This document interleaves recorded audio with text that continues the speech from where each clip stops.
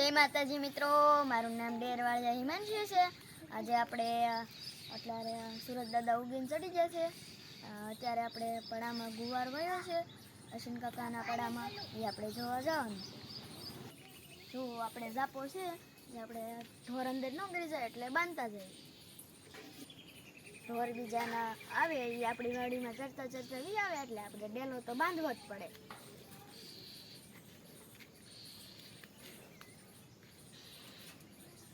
વાડી આપણે આઘી નથી, આપણી વાડીની પડખે છે। આમ આટલું જ આપણે ખાલી આટલો માર્ગ જ વિચાર આવી જશે એટલી જ આઘી છે આપણી। જો અશ્વિન કાકાએ પણ આ ડેલો બનાવ્યો છે આવો જાળીનો। હવે આપણે જઈએ અંદર। આપણે અહીંયા ડેલો તો નથી ખોલવો, અહીંયા આપણે થોડીક જગ્યા છે એમાંથી વહી જવું છે।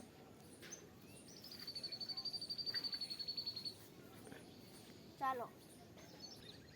જો અશ્વિન કાકાએ એની વાડીએ ઝટકાના તાર બાંધ્યા છે અને એમાં અશ્વિન કાકાએ અહીંયા રમકડા પણ બાંધ્યા છે। અહીંયા નથી બાંધ્યા કેમ કે ત્યાં હલવાનો રસ્તો છે એટલા માટે ત્યાં નથી બાંધ્યા।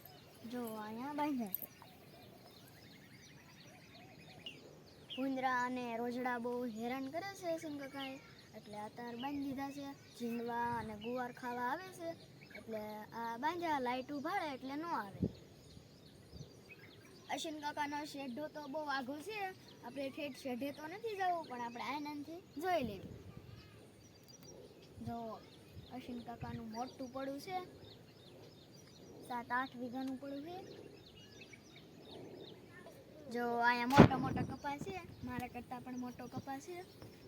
જો આ બધી આખી વાડીમાં એને કપાસ વાયો છે અને આપણે કપાના પાટલા ખુલ્લા છે એટલે એમાં એને ગુવાર વાયો છે, એ ઉગી જશે। જો મસ્ત નાનો નાનો ગુવાર ઉગી જશે। જો અત્યારે આપણે વરસાદ આવ્યો તો સાંજે એટલે ભીનું તો છે પાટલામાં। કપાને નાના નાના ફૂલ આવી ગયા છે અને ઝીંડવા પણ ઘણા બધા આવી ગયા છે। જો અહીંયા ઝીંડવા પણ આવી ગયા છે।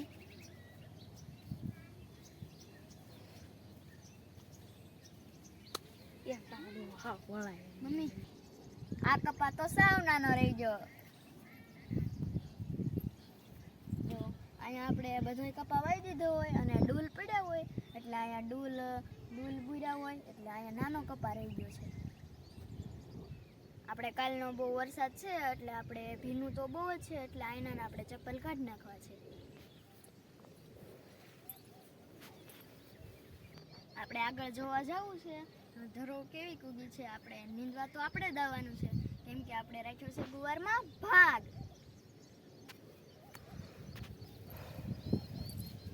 જો અહીંયા ધરું તો ઉગી છે, નીંદવા તો આપણે આવવું પડશે। ઓહો કેટલી બધી ધરો છે, આપણે ક્યારે નીંદી રહીશું।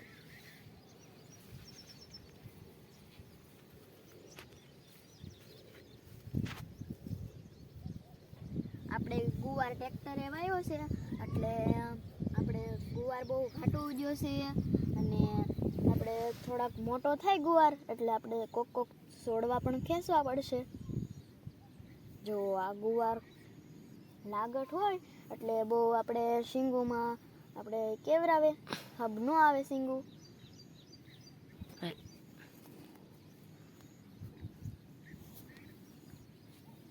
આપણે થોડો ગુવાર મોટો થાય એટલે આપણે આટલા ગાળે ખેંચી નાખવાનો છે ગુવાર।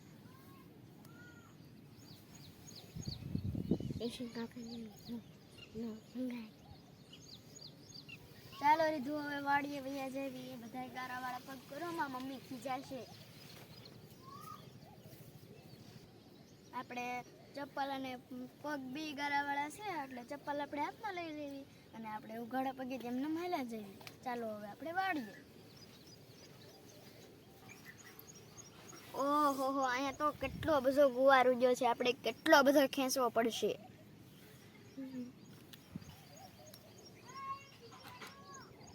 અત્યારે આપણે નથી ખેંચવું, મોટો થાય ત્યારે આપણે ખેંચી લઈશું કેમ કે આ થડિયા છે એ તૂટી જાય છે।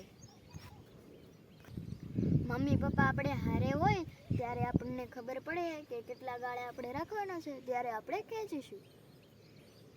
અત્યારે ઈ આપણને ખબર ન પડે કેમ કે અત્યારે છે ઈ આપણે જે નાના બધું આપણે ગારાના રમકડા બનાવવા મળી છે. આપણે પણ રમકડા બનાવવાનું મન થઈ ગયું. ચાલો તો હવે આપણે રીધુની આર 2-3 રમકડા બનાવી નાખવી. પહેલા તો ગારો ઉખાડ લેવી. આપણે પેલા માટલું બનાવવાનું છે. આપણે નાના હતા ત્યારે આપણે ગારાના રમકડા તો ખૂબ જ બનાવતા હતા. અત્યારે આપણને નાના હતા ત્યારે રીધુ જેવડા ત્યારે આપણને રમકડા તો બહુ બનાવવાના ગમતા હતા. એટલે અત્યારે પણ આપણને મન થઈ ગયું રમકડા બનાવવાનું. હવે ગોળો તો બની ગયો. હવે આપણે કાંઠો બનાવી નાખ્યો. અક્ષુ પણ આવી ગયા રમકડા બનાવવા. જુઓ ભાઈ પણ રમકડા બનાવવા મળ્યો. આપણે માટલું બની ગયું છે. જુઓ જીયુ, તને રમકડા બનાવતા આવડે છે? દીકુને હા પાડે છે. એને પણ રમકડા બનાવતા આવડે છે. આપણે દીકુ તો નાનો છે એટલે એને કાંઈ ખબર ન પડે કે ક્યારે હા કેવું અને ક્યારે ના કેવું. એટલે આપણે એને કોઈ દી ગારામાં તો રમવા નથી દેતા. એટલે એને નહીં આવડતું હોય. હવે એને આપણે ઘરે લઈને વહી જવી. મમ્મી આપણને એને કરખી જશે. આ આપણે ડોલ પાણીની ભરી છે એમાં બધા હાથ ધોતા જઈએ. નકર મમ્મી તો ખીજાશે. ચાલો બધા હાથ ધોઈ લ્યો. ચાલો હાલો બધા ચપ્પલ પહેરી લ્યો. હાલો વાળીએ. આપણે ચપ્પલ ખોવાઈ ગયા. કયા પાટલામાં પડ્યા હતા એ આપણે ભૂલી ગયા. આપણે પાટલામાં પડ્યા છે. આપણે લઈ આવીએ.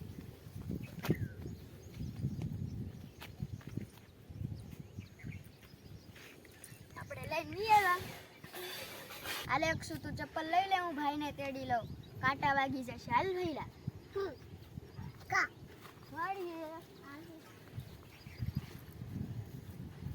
આપણે અહીંયા વાળ તો ટપાઈ જશે. લે અક્ષુ હું નીચે રાખું તું ટપી જા.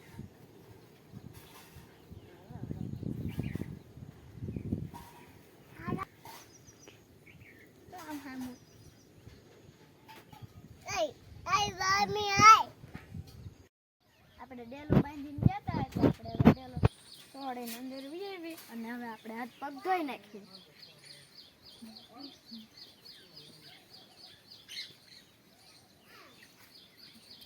જો આપણે હાથ ધોવાના ડબલામાં પણ આપણે નળ બનાવ્યો છે.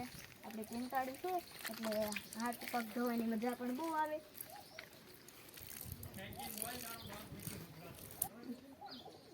આપણે ટાંકીમાં પાણી પણ ખૂટી ગયું છે એટલે અંબાતું પણ બહુ નથી. આપણે વરસાદ છે એટલે લાઈટ ન આવે એટલે આપણે મોટર ચાલુ ન થાય અને પાણી પણ ન ભરાય. હવે આપણે હાથ પગ ધોવાઈ ગયા. હવે આપણે નિશાળે જવા તૈયાર થઈ જાય. આજે આપણે દાદા બહાર ગામ ગયા છે એટલે પપ્પા મૂકવા આવવાના છે. ચાલો હવે આપણે જઈ નિહાળે. તમને આ વાડીનો વિડીયો ગમ્યો હોય તો કોમેન્ટમાં જરૂરથી લખજો અને લાઈક સબસ્ક્રાઈબ કરવાનું ભૂલતા નહીં. Bye bye.